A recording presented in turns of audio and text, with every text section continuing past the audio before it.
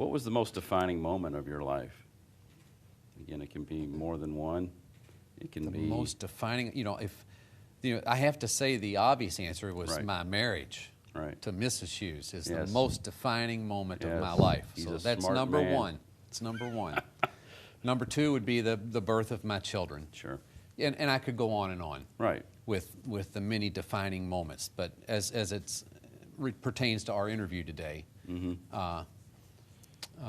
Patrick, as he told you, he was in Atherton's marching band, and Right. I had to go to every Atherton home football game Right. to be in the stands so that I could roll Patrick from where the band sat Sure. in the stands 25 yards to the sideline where he would sit while the band marched behind him.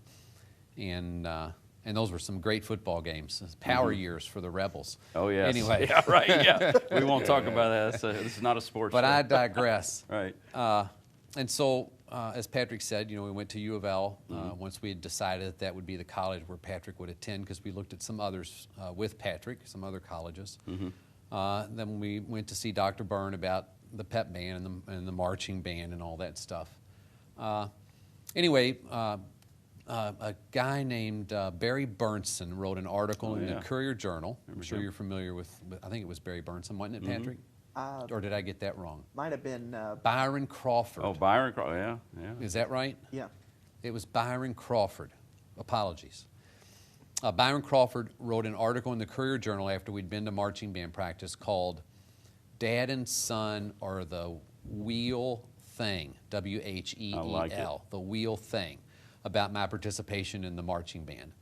And just on a whim, I sent that to, I emailed that article off the CJ's online site to Rick Riley at Sports Illustrated, and I really expected never to hear anything.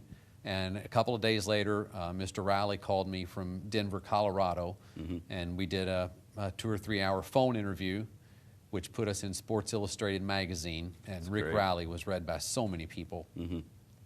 And that, once that hit, then World News Tonight with Charlie Gibson and the ESPN piece on College Game Day, December 2nd, 2006.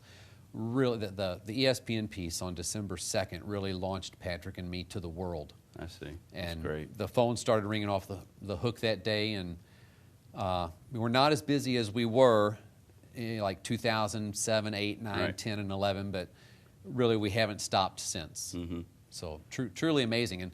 And who ever would have thought that? I mean, my wife and I are still amazed.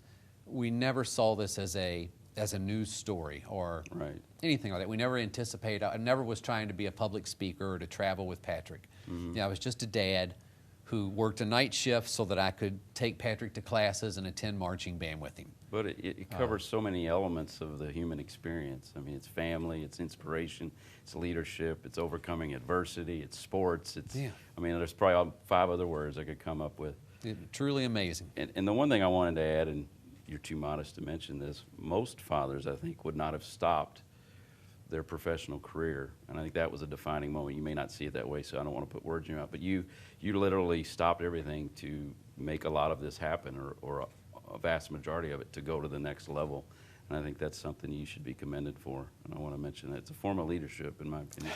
Well, thank you. Thank you very much. Now, this question is to Patrick Henry. Do you have any regrets or disappointments?